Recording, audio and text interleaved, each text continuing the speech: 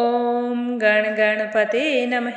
आज अपने सुनेंगे वाल्मीकि रामायण अयोध्या कांड का आगे का सरक। भगवान श्री राम का आशीर्वाद पाने के लिए इस सरक को पूरे प्रेम भाव से एकाग्रचित्त होकर सुने। बोलो गणेश भगवान की जय हो। बोलो सियावर रामचंद्र भगवान की जय हो। हनुमान जी बाबा की जय हो। श्री राम दरबार की जय हो। श्री राम ने अपनों से मिले दुख को अपने मन में ही दबा लिया और अपने चेहरे की प्रसन्नता को बनाए रखा। फिर अपनी माता कौशल्या से मिलने के लिए उनके महल की ओर चले गए। जब वो हाथ जोड़े हुए कैकेयी के महल से बाहर निकलने लगे तो उसी समय अंतःपुर में रहने वाली राज महिलाओं का महान आर्तनाद प्रकट हुआ। वो कह रही थी कि कितना बुरा हुआ जो पिता की आज्ञा न देने पर भी समस्त अंतःपुर के आवश्यक कार्यों में स्वतः संलग्न रहते थे, जो हम लोगों के सहारे और रक्षक थे। वे श्री राम आज वन को चले जाएंगे। श्री राम कितने अच्छे हैं। वो जन्म से ही जैसा व्यवहार अपनी माता कौशल्या के साथ करते हैं वैसा ही हमारे साथ करते हैं, जो कठोर बात कह देने पर भी कभी कुपित नहीं होते और जो बातें दूसरों के मन में क्रोध उत्पन्न करें ऐसी बातें कभी नहीं करते, तथा सभी रूठे हुए व्यक्तियों को बड़ी खुशी से मना लेते हैं। वे श्री राम आज वन को चले जाएंगे। हमें तो यह कहते हुए भी बहुत दुख हो रहा है कि हमारे महाराज राजा दशरथ की बुद्धि मारी गई है। तभी तो वे इस समय संपूर्ण जीव जगत का विनाश करने पर तुले हैं। तभी तो ये समस्त प्राणियों के जीवनधार श्री राम का परित्याग कर रहे हैं। श्री राम के बिना हमारे जीवन का कोई आधार नहीं है। इस प्रकार कहकर सारी अपने पतियों को कोसने लगी। बछड़ों से बिछड़ी हुई गौएं जोर जोर से रंभाने लगी। अंतःपुर का वह भयंकर आर्तनाद सुनकर महाराज दशरथ ने पुत्र शोक से संतप्त हो लज्जा के मारे बिछोने में ही अपने आप को छिपा लिया। बाहर निकलने की हिम्मत ही नहीं जुटा पा रहे थे। इधर जितेंद्रिय श्री राम सब जनों के दुख से अत्यधिक दुखी होकर हाथी के समान लंबी सांस खींचते हुए अपने भाई लक्ष्मण के साथ अपनी माता कौशल्या के अंतःपुर में चले गए। वहां उन्होंने उस घर के दरवाजे पर एक परम पूजित वृद्ध पुरुष को बैठा हुआ देखा और दूसरे भी बहुत सारे मनुष्य वहां पर खड़े दिखाई दे रहे थे। वे सब के सब विजय वीरों में श्रेष्ठ रघुनंदन श्री राम को देखते ही जय जयकार करते हुए उनकी सेवा में उपस्थित हुए और उन्हें बधाइयाँ देने लगे। जब पहली ड्योढ़ी पार करके दूसरी में पहुँचे तब वहाँ उन्हें राजा के द्वारा सम्मानित बहुत से वेदज्ञ ब्राह्मण दिखाई दिए। उन वृद्ध ब्राह्मणों को प्रणाम करके श्री रामचंद्र जी जब तीसरी ड्योढ़ी में पहुँचे तो वहाँ उन्हें द्वार रक्षा के कार्यों में लगी हुई बहुत सारी नव युवतियाँ और वृद्ध अवस्था वाली स्त्रियाँ दिखाई दी। तो उन सब ने जब श्री राम को देखा तो वे बहुत ही खुश हुई और श्री राम को बधाई देने लगी। बधाई देते ही तुरंत वो महल के अंदर चली गई और अंदर जाकर माता कौशल्या को श्री राम के आने का प्रिय समाचार सुनाया। उस समय देवी कौशल्या अपने पुत्र की मंगल कामना से रात भर जागकर सुबह एकाग्रचित होकर भगवान विष्णु की पूजा कर रही थी।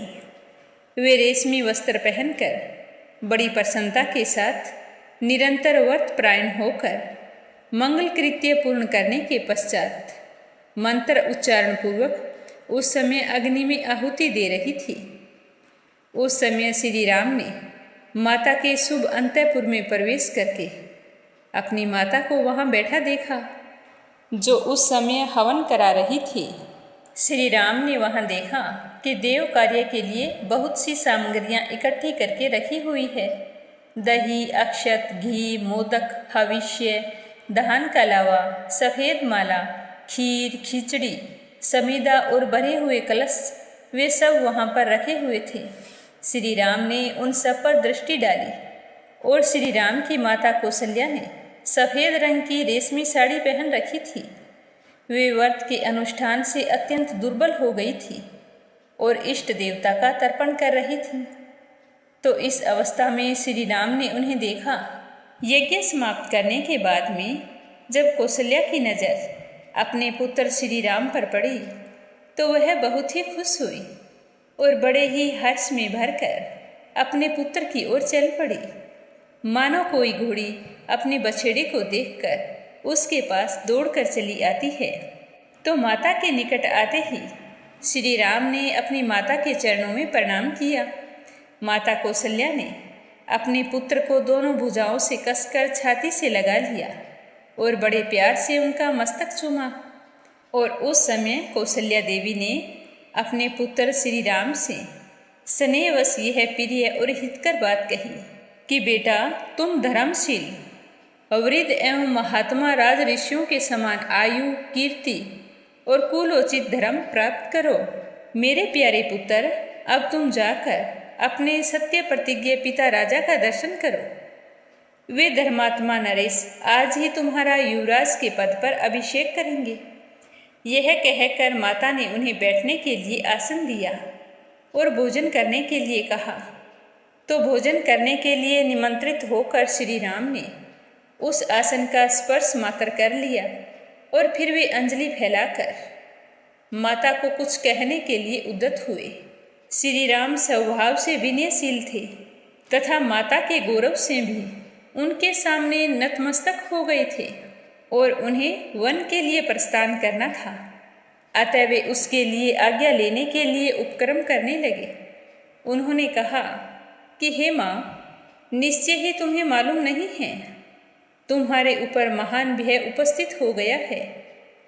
इस समय जो बात मैं तुम्हें कहने जा रहा हूँ उसे सुनकर तुमको, सीता को और लक्ष्मण को दुख होगा, लेकिन ये बात तो मुझे कहनी ही पड़ेगी। हे माँ, मैं तो दंडकारण्य में जा रहा हूँ, तो मुझे ऐसे बहुमूल्य आसन की क्या आवश्यकता है। अब तो मेरे कुश की चटाई पर बैठने का समय आ गया है।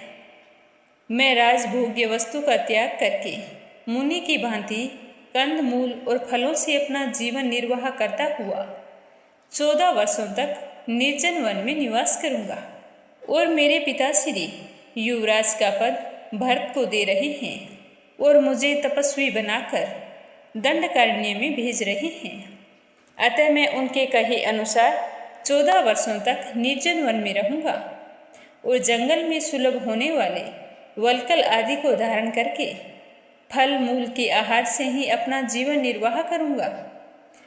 तो श्री राम के मुख से इस तरह की अप्रिय बात सुनकर वन में फरसे से कटी हुई साल वृक्ष की शाखा के समान कौशल्या देवी वहीं पृथ्वी पर गिर पड़ी।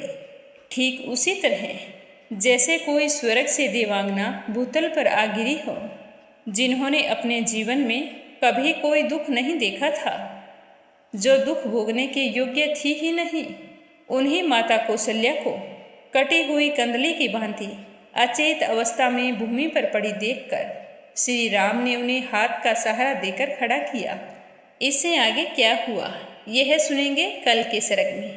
प्रेम भाव से सुनने के लिए आप सभी का बहुत बहुत धन्यवाद। प्रेम से बोलो सियावर रामचंद्र भगवान की जय हो।